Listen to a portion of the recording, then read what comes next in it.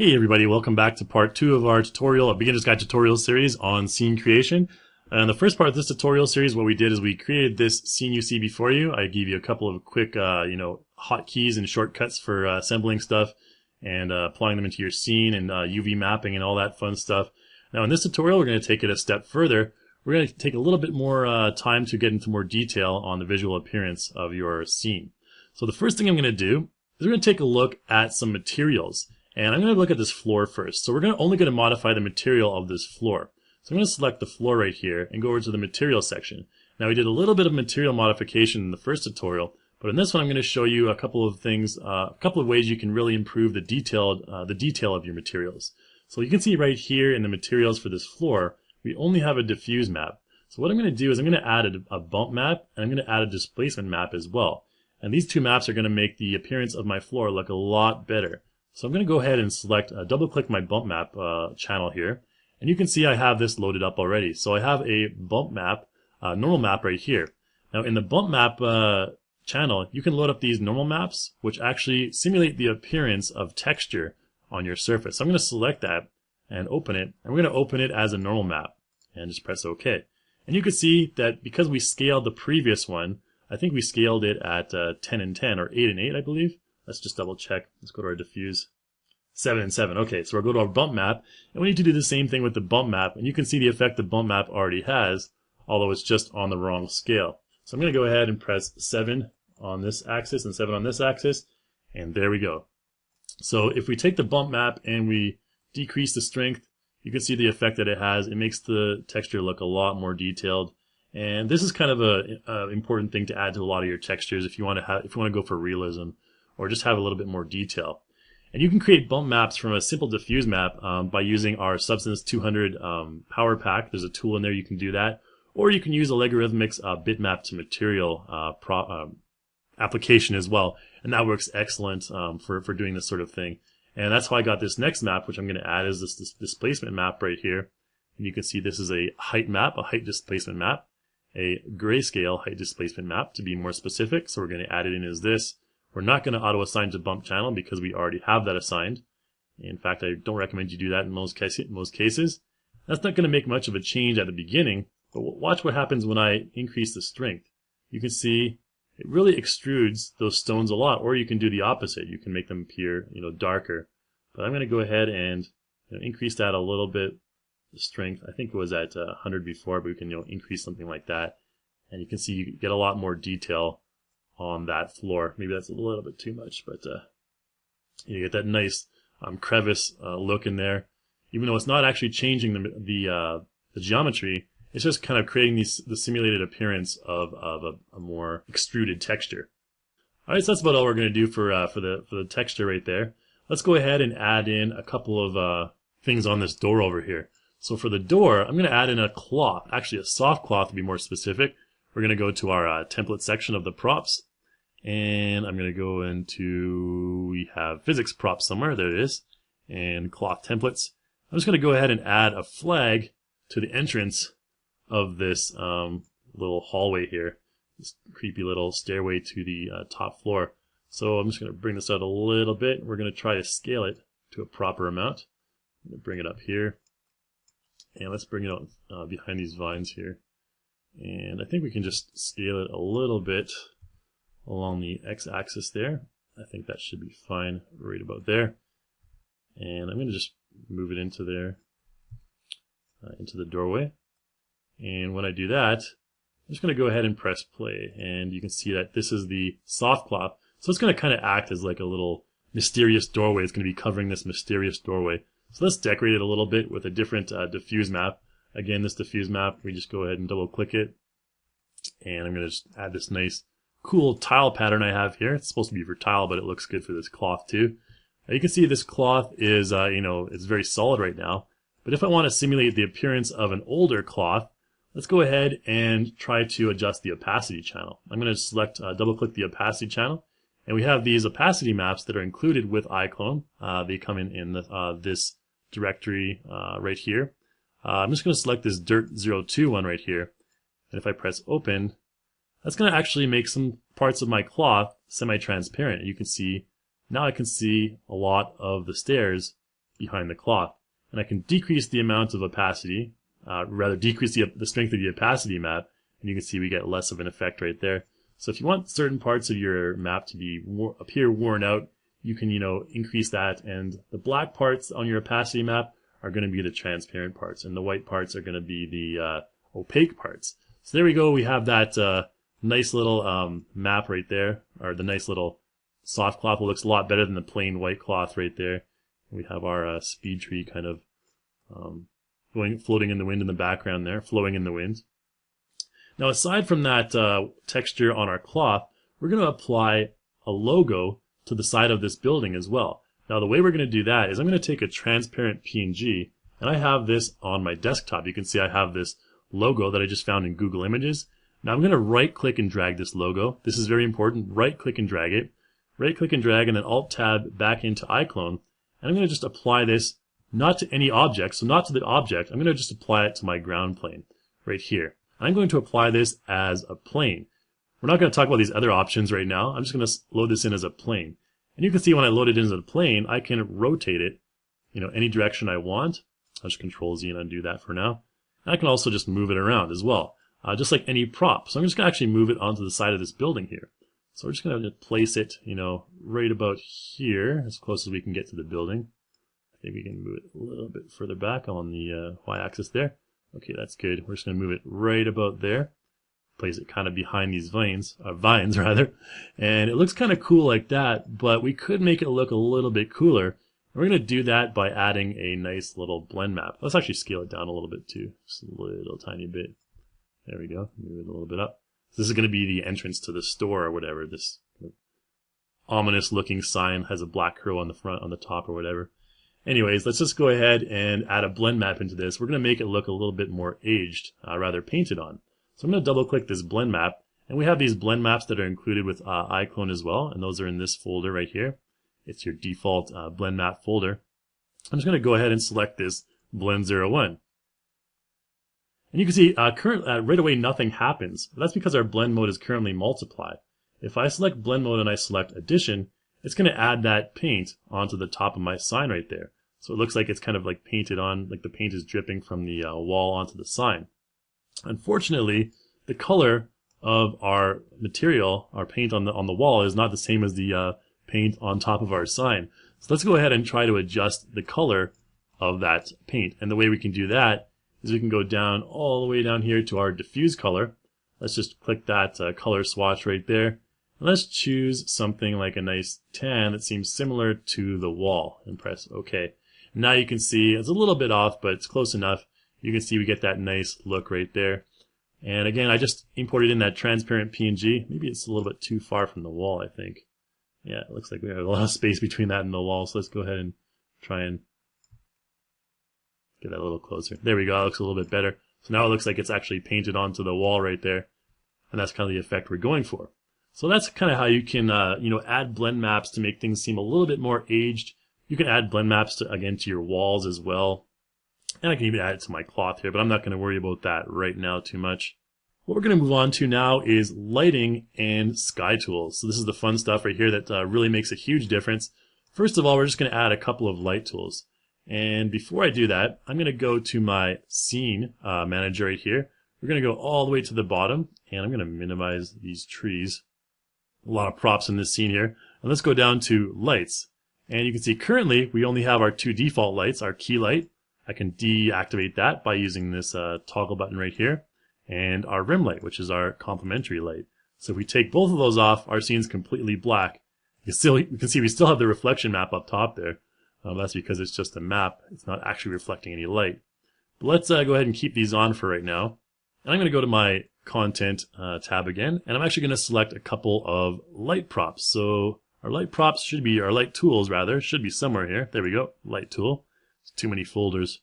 I'm going to go ahead and click and drag in this lantern with a pole right here. And you can see it lights up the environment around it. And we're just going to go ahead and place this into the wall sort of right there. You can see the object right there. I'm going to just place it kind of into the wall so it's embedded from the wall right there. And let's move it a little bit further up over here. kind of in the middle of those vines right there. And I'm going to control, click and drag, and create another one. I'll put this one right above the door. I think that should be fine right here. Yeah, right above the sign rather. And I'm going to just click and drag on this one then, and make a third copy. And this one we will rotate 90 degrees, just like we have with everything else. And we'll place it somewhere beside this angel here, so it's casting some light on that angel. I think that looks, oh, it's not into the wall yet. There we go. I think that's good right there. Okay. And notice that every copy I make is adding another little slider control here on the right, top right hand side. Again, I'm just going to make one final light, click and drag this one over to here behind the palm tree, and we should be good for lighting. So I think we're good for the scene lighting.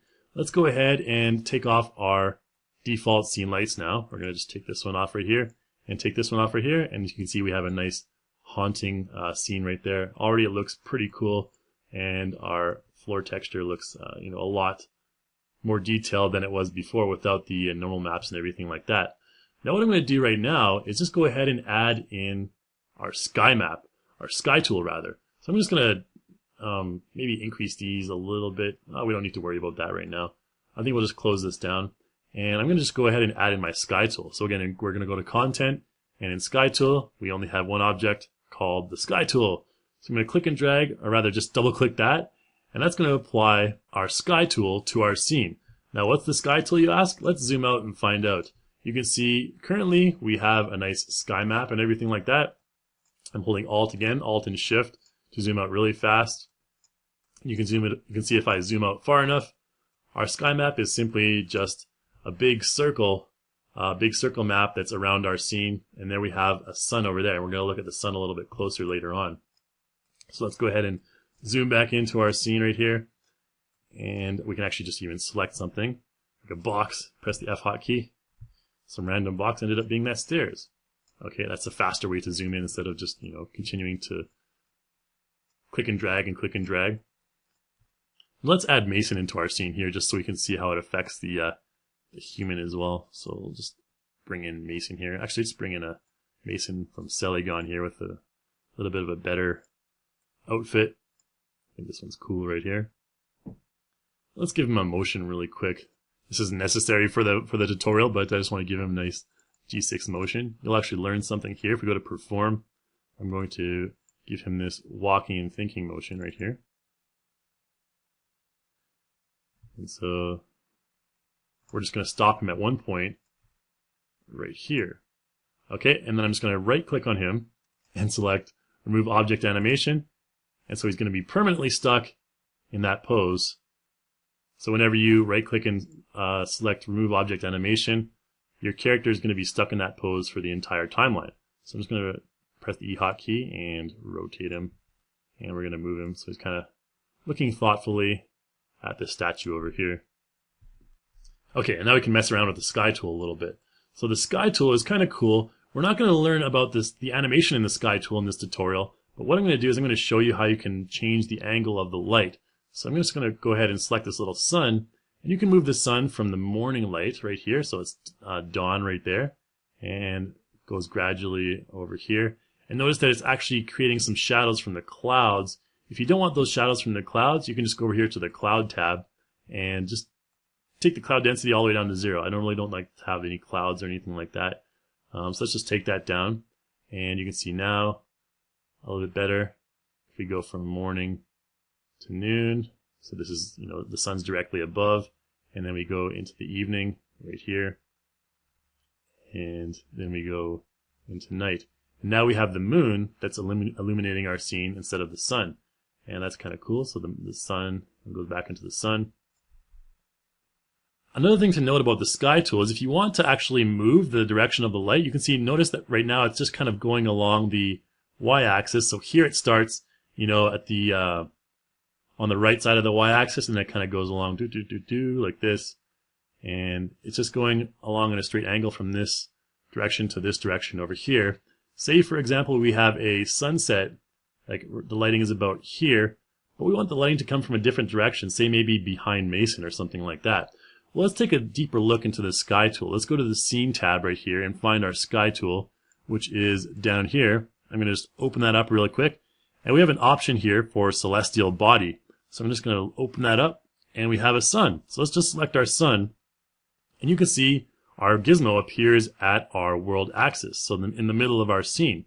So I'm just going to press the E hotkey, and let's see what happens if I rotate this along this axis. Notice that now it's still sunset, but the light is now coming from a different direction. So if I wanted the light to come from, this direction, I can do that, and maybe we want to have it coming from a bit higher and a bit over here. So that would be kind of interesting to have the sun, coming from this direction right here. I think we'll just move it somewhere. Again, let's keep it a little bit lower. I think this angle looks pretty cool, maybe even a little bit lower. Something like that. So it's just at sunset. Maybe even a little bit lower than that. We just don't want it to be below our ground plane right here. I think that's fine right there. Now another thing to notice as well is if I just move a little bit up here, notice that sometimes we have this little area below our little ledge there that's showing sunlight for some reason. And that's because of shadow bias. So I'm going to quickly go to my visual tab right here and go to my shadow section right here. Notice we have a section here called shadow bias. I'm going to go ahead and press 0 on that shadow bias. And notice that our shadows are a lot more accurate. Now, if you have shadows that are messing up, the first thing you probably want to check is your shadow bias. So that may be a little bit off, and you'll just want to adjust that. Normally, you don't want shadow bias if you're, having a middle range scene like this. But you may want shadow bias when you're close up on a character's face. It really depends on the situation. So let's again go back to our sun here. Make sure our sun is selected. Let's get a little bit of a lower sunset type look, I think. We want something like this. There you go. I think that looks nice right there. So we get that nice shadow of Mason on the wall there and the palm tree and everything like that. Now again, with your shadows, let's go back to the visual section here really quick. With your shadows, if you find that your shadows, the quality is not really that good. Oops, actually, let's go ahead and select something. We currently have the sky tool selected. You can see that your shadows maybe aren't looking the best they could look. They're a little bit off or something like that. Take, for example, this shadow over here. You can increase your shadow resolution to something like 2048. And notice that your shadows get a lot sharper and more detailed. You can also increase the opacity to have darker shadows. If you're having a scene that's lit, later in the afternoon or at dusk, you'll probably want to have darker shadows like this. I'd recommend that. And you can also choose your soft shadow performance or quality. And you can notice the difference there. They become more rigid or a little bit more blended at the corners. So I think this quality one looks okay. And again, you can adjust your shadows as much as you want, but pay attention to your system resources. If your system is chugging along, you may want to have lower shadows. Or if you want to keep your shadows the way they are, you can go up here from high to medium. And this will give you medium detail in your scene. You can move a lot faster if your system is chugging along. You can even go low as well, or quick mode like this. And this is the very simplest scene. You can see there's not much details right here. Everything looks a little bit grainy. So let's go from quick mode to high right here. Since I'm not having much problem with my system resources right now, I think we're good. So let's move back to our normal position right here. I think we'll just try and have a camera angle, something like this. And again, you can see that reflection is, reflecting off our windows right there. And so that's looking a bit more realistic as well. Now again, with your sky tool, let's go to the scene tab here and let's go into a little bit more depth in our sky tool. Let's select our sun over here. And in our sun, we have a directional light called sunlight. We can increase or decrease the multiplier on this as well. If we want, we can just, change it from, 1.1 to 0.5. And you can see it becomes a lot less bright, a lot darker. Let's just change that back to 1.1. I think that was fine right there. What I'm going to do as well to complement our sunlight is I'm going to change the ambient lighting of the scene. And to do that, I'm going to go to our visual tab here, and we're going to go to atmosphere. You can see if I scroll down a little bit, you can see we already have HDR. And this is because whenever you add the sky tool in, it's going to automatically add an HDR effect. And we can modify this HDR effect if we want. We can increase our bloom scale, decrease our brightness threshold. We can sort of get a cool, sunray effect like this. Maybe we don't want that bloom scale to be too much. Something like that will do, I think. We can change the type of glare as well to this cheap lens right here. Maybe get a different angle. And we have the sun reflecting very hard along this on this wall right here. And if I decrease that brightness threshold, we can get an even more crazy effect. But I like to kind of keep it like this, I think, and use something like a spectral cross highlight. We get that nice kind of like appearance of sun rays that are shining on the wall right there. Again, that threshold I think is a little bit too high. We want to keep that nice kind of appearance of sun rays that we see reflecting off the wall right there. Let's go ahead and emphasize that with image-based lighting. So right down here we have image-based lighting. I'm going to select IBL on, and you can see that adds some brightness to our scene because our current image is a white and gray image right here. I'm going to double click this, and I'm going to select this twilight dusk image right here. And that's going to warm up our entire ambient lighting of our scene. I'm going to increase the softness of that a little bit. And the strength we can increase or decrease, and you can see the effect there. So if we increase it, we get a much warmer situation going on there. And if you want to emphasize that even further, you can go down to your color balance and you can maybe just add in some more red as well. You can see the effect that it has if I add some cyan or some red. It just adds a little bit of mood, a different mood to this scene. And then again, your saturation down here as well. If you want it to be saturated or unsaturated, we can do that. And then if we wanted to, maybe switch it right away from a scene at sunset to a scene in the early morning, we can just select image invert. And what that'll do is that'll make it seem a lot colder. And in this case, we'd probably want to, take off our HDR glare, so we can just, take our bloom scale all the way down, brightness threshold way high up. So that would be kind of like early morning sunlight right there. But let's go ahead and keep it at that nice, sunset type look where the rays are shining on the angel's face right there. It looks like we lost it there. Need to adjust our brightness threshold again. There we go. I like that. And one final thing here. So this is our nice scene, for a nice sunset type look when, Mason is looking at this statue at sunset and we have the lights reflecting off the windows and everything. And in our nice Mediterranean villa, we just, go from a different angle. We can get some angle like this. And we can zoom into our scene like that. But if we wanted to change this from a late afternoon, romantic looking sunlight to something that looks a little bit darker, we can take the sky tool down and let's just, take this to a nighttime or something, for example.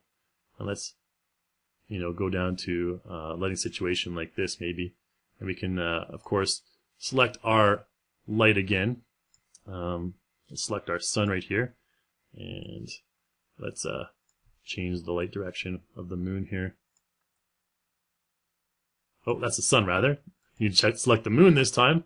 There we go. So the moon is the more powerful one now. The sun is actually below us right now. So this would be like the moon kind of shining. I think that would look kind of cool right there. And let's take that image-based lighting again into our visual tab here, and let's invert that image-based lighting. Let me just select image invert right here. It may be a bit too bright as well. Let's just go ahead and try to decrease the strength of that. I think just a little bit might do something like that, like a little bit of moon glow. It looks a little bit better for nighttime. Let's go ahead and add in one final effect. We're going to go to our props here, and in props we have some particle effects. Under atmosphere, under environment, we have one called rain. So I'm just going to do is just double click on the rain. That's going to add a rain particle effect to our scene root, and then we can have something like this. If I press play, you can see we turned it from a nice late afternoon, rather late dusk sunset to a rainy day, to a rainy evening. Mason's just sitting there contemplating his life, looking at this statue. So again, I just did a very, very brief explanation of a lot of these features. What I recommend you do is go into your own projects and fool around with them, get familiar with them, and all the different options you can create. You can create all sorts of different scenarios just by modifying or tweaking these things a little bit, like the sky tool.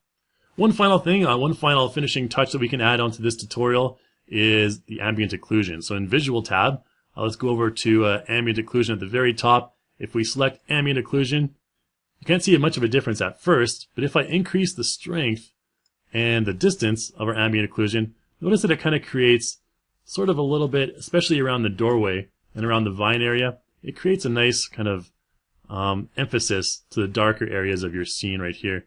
You can notice that especially around the vines. This is just kind of an added touch that you can use to increase the contrast in your scene. If we just pan up here a little bit, you can probably notice it around the windows a little bit better. Let's zoom in on the windows actually so we can see them a little bit better. We're just kind of going through the rain right here.